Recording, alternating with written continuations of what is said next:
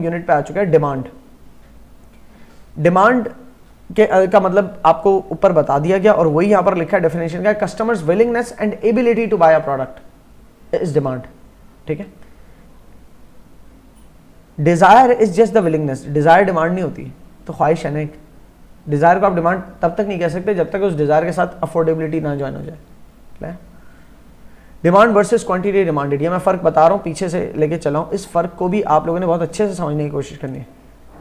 Demand is just how many of an item a consumer is willing to buy, while quantity demanded is how many things a consumer want to buy at a specific price। Demand ये है कि हमारी product की कितनी मांग है market में, customer कितना कस्टमर खरीदना चाहता है हमारी प्रोडक्ट को, दैट्स ओवरऑल डिमांड। लेकिन हर स्पेसिफिक प्राइस पॉइंट के ऊपर अगर आपके पास डाटा हो तो हर स्पेसिफिक प्राइस पॉइंट की क्वांटिटी डिमांडेड आ जाएगी आपके पास। मिसाल के तौर पर कहूंगा भाई ये मेरे पास जो है ना ये कॉलम डिमांड का है, ये सारा 110 120 100 ये सारा ये डिमांड का कॉलम है कि इस के 80 के प्राइस पे 120 क्वांटिटी डिमांडेड है, अब डिमांड नहीं बोलूंगा।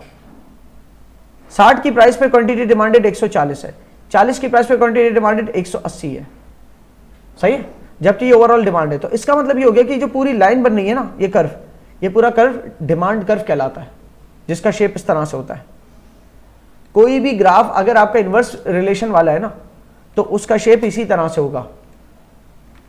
ठीक है, वो क्यों, मैथमेटिक्स पढ़ी होगी थोड़ी बहुत तो आपको आइडिया होगा इससे कि अगर मेरा एक कोऑर्डिनेट यहां पर है 100 और मिसाल के तौर पे 110, अगला कोऑर्डिनेट में नीचे एक तरफ गिर रहे हैं 100 से 80 पे आ रहे हैं, लेकिन दूसरी तरफ आगे बढ़ रहे हैं 110 से 120 पे जा रहे हैं। फिर अगला कोऑर्डिनेट फिर 20 से गिर रहे हैं 80 से 60 पे आ रहे हैं, लेकिन 120 से 140 पे जा रहे हैं। ठीक है, तो एक चीज गिर रही हो और दूसरी चीज बढ़ रही हो, मतलब इनवर्स प्रोपोर्शन है। इनवर्स प्रोपोर्शन का जो ग्राफ है वो डिक्लाइनिंग ही बनता है, वो ऐसा बनता है, और डायरेक्ट प्रोपोर्शन का ग्राफ ऐसा बनता है जैसे सप्लाई का कर्व है कि जितनी प्राइस बढ़ेगी उतनी क्वांटिटी सप्लाई बढ़ेगी, जितनी प्राइस बढ़ेगी उतनी ज्यादा सप्लाई करना चाहेगा। तो ये सही है।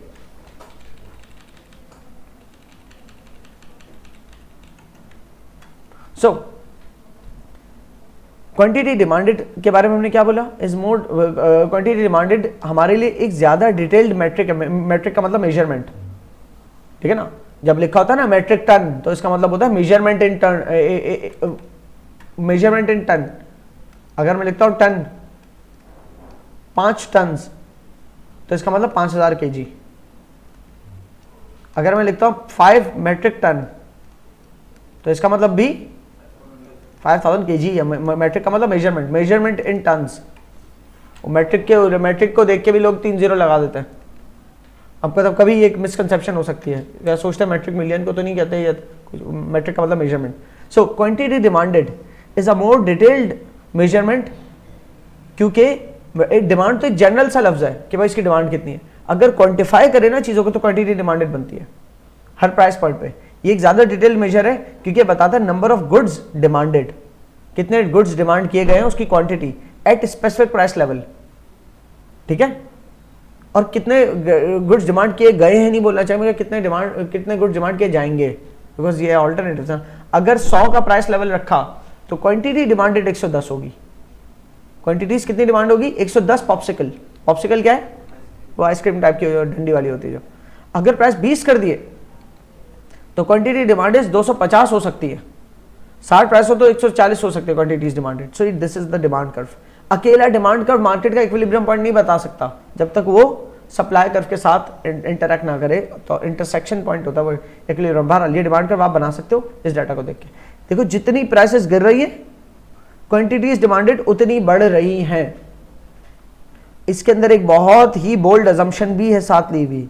आपको क्या ऐसा कैसे हो सकता है कि हमेशा बढ़े ही, तो भाई ये आप समझ लो, इकोनॉमिक्स से बहुत सारे कॉन्सेप्ट जो है ना पढ़ते हुए एक टर्म है वो याद रखना, सेटेरिस पेरिबस। ये इंग्लिश की टर्म नहीं है, Greek Latin what ever it is, but it's not English. इसका मतलब ये होता है all else remaining the same, कि एक इकॉनमी में कोई और फर्क ना है, पॉप्सिकल की क्वालिटी भी सेम हो, कोई नया कॉम्पिटिटर भी ना आ रहा हो, हुकूमत की तरफ से, गवर्नमेंट की तरफ से कोई इंटरवेंशन ना हो, कोई पॉलिसी ना आ जाए, कस्टमर्स की इनकम ना खत्म हो जाए, कंज्यूमर्स की इनकम ना खत्म हो जाए, सीजन चेंज ना हो जाए, कोई और रीजन, कोई और किस्म का चेंज ना हो, सिर्फ प्राइस चेंज हो रही है, बाकी सारी मार्केट रिमेनिंग द सेम, तो उस प्राइस चेंज होने पे फिर क्वांटिटीज डिमांडेड बढ़ेंगी। ठीक है, क्लियर हो रही है? वरना बंदा कहे ना कि मतलब अगर प्राइस चेंज हो रही है तो जरूरी है क्वांटिटी डिमांडेड बढ़ेगी, ऐसा हो सकता है कि ना बढ़े। मतलब क्या बेटा, मतलब ये है कि 100 से 80 तो हो गई प्राइस, लेकिन क्योंकि गर्मियों का मौसम चला गया, सख्त सर्दियां आ गई, तो अब शायद पॉप्सिकल की डिमांड ना हो, उतनी ना हो, तो हो सकता है आपने प्राइस गिराया फिर भी पॉप्सिकल की डिमांड गिर रही है। ठीक है ना, तो बेटा वो आप अदर देन प्राइस फैक्टर्स की बात कर लो, और इधर हम प्राइस फैक्टर्स की बात कर रहे हैं, तो क्वांटिटी डिमांडेड जो प्राइस की वजह से गिरती या बढ़ती है ना, ठीक है, तो वो हम खाली कंसिडर करना चाह रहे हैं इधर, और इसमें हम जो है इसीलिए ये अजम्पशन ले रहे थे सेट्रिपस पेरिबस की, तो मतलब all else remaining the same. Economics इतना कॉम्प्लेक्स सब्जेक्ट हो जाता है दो चीज़ों को लेकर भी, तो अगर आप खुला छोड़ दो चीज़ों को और कोई अजम्पशन ना लो तो फिर तो आप कुछ कर ही नहीं सकते, पढ़ ही नहीं सकते उसको। हर कॉन्सेप्ट अपने आप से कॉन्ट्राडिक्ट कर जाएगा। आप कह रहे हो प्राइस गिराएंगे तो क्वांटिटी डिमांडेड बढ़ेगी, तो कोई दूसरा कहता नहीं, अगर प्राइस गिराते हुए मौसम भी चला जाए उस चीज़ का तो क्वांटिटी डिमांडेड नहीं बढ़ेगी। आपने मोटे कपड़ों के प्राइसेस गिरा तो दिए, लेकिन लोग नहीं खरीद रहे क्योंकि गर्मी आ गई। अब मैं क्या कर सकता हूँ उस पर, कोई कॉन्सेप्ट समझा ही नहीं सकते आप। तो असम्पशन बाउंड्रीज बनानी पड़ती है इकोनॉमिक्स के अंदर, वो बाउंड्रीज है सेट्रिपस पेरिबस कि all else remaining the same if only price changes, so what happens to the quantity demanded. Okay, तो ये बात मैंने ऊपर खाली आपको क्वांटिटी डिमांडेड और डिमांड के फर्क को समझाने के लिए एक पूरा ग्राफ बता दिया, हालांकि ये ग्राफ नीचे लॉ ऑफ डिमांड में समझाना चाहिए। ठीक है, लेकिन लॉ ऑफ डिमांड में पहुंचने से पहले क्वांटिटी डिमांडेड और डिमांड का फर्क आप समझ जाओ कि स्पेसिफिक प्राइस पॉइंट्स पे रहते हुए कितनी क्वांटिटीज डिमांड की जा रही हैं, उसके लिए लफ्ज हम क्वांटिटी डिमांडेड कहते हैं। ठीक है ना, demand is represented by the entire demand curve. Popsicle की डिमांड क्या है, तो ये तो पूरा कर्व बता रहे डिमांड कर्व के, पॉप्सिकल की डिमांड इस तरह से, ये पैटर्न है डिमांड का, लेकिन हर उस पैटर्न के अंदर हर डॉट, हर पॉइंट जो है वो क्वांटिटी डिमांडेड बता रहे हैं हर प्राइस के ऊपर। सही ना, तो डिमांड का लफ्ज तब यूज नहीं करेंगे जब प्राइस के हवाले से बात करेंगे, तो क्या लफ्ज यूज करेंगे, quantity demanded. Whereas quantity demanded is represented by individual points on the demand curve at every price level. So with respect to price, जो भी हमारा वॉल्यूम या जो भी क्वांटिटीज डिमांड की जा रही है वो हमारी क्वांटिटीज डिमांडेड कहलाएंगी। Enough said on this.